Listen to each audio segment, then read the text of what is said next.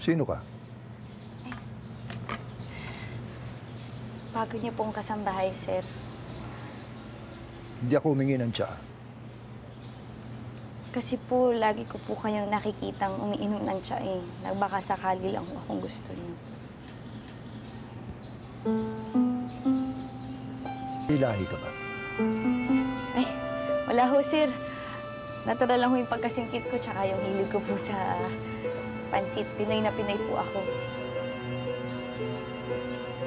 Mahilig ka sa pansit? Opo. Lahat naman po ng Pinoy, kahit hindi Chino, mahilig sa pansit. Sa tsaa, mahilig ka rin? Opo. Nagustuhan ko po yung lasa. Kaso mahirap lang po kami. Mahal po siya. Mas mura po kape, kaya kape na lang po kami. Tiga saan ka? Nasaan ang pamilya mo? Taga Maynila po. Patay na po yung tatay ko. Kami na lang po ng ina ko, tsaka ng inampon kong kapatid. Kala ko mahirap kayo. Bakit kayo nag-ampon? Eh, wala na rin po kasi siyang pamilya eh. Wala rin naman po akong kapatid. Sino ho ba yung magdadamayan kung di kami? Di ba po? Maganda. Maganda pagpapalaki sa'yo ng pamilya mo. Galit po sa akin yung nanay ko. Kasi ako po yung sinisi niya sa pagkamatay ng tatay ko. Bakit naman? Eh, inuna ko daw po kasing sagipin yung inampon kong kapatid kaysa sa tatay ko eh. Kaya ganun. Ay, sir. Sensya na ho. Ang daldal ko ho ata. Baka gusto niyo hong mag-isa. Sensya na ho, sir. Nanaho ako, sir, ha? Tawagin niyo na lang po ako, sir.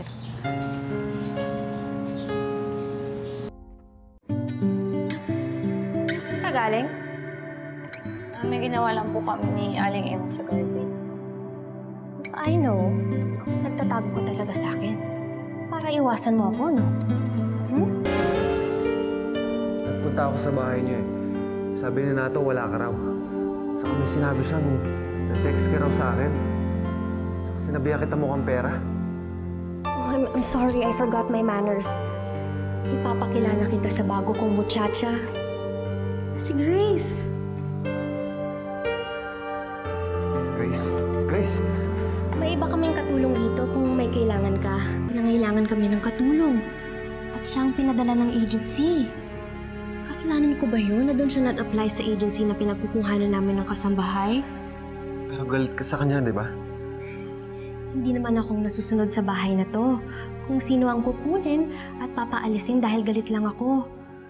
Andrew, nagpunta ka ba rito para sa akin o para sa kanya?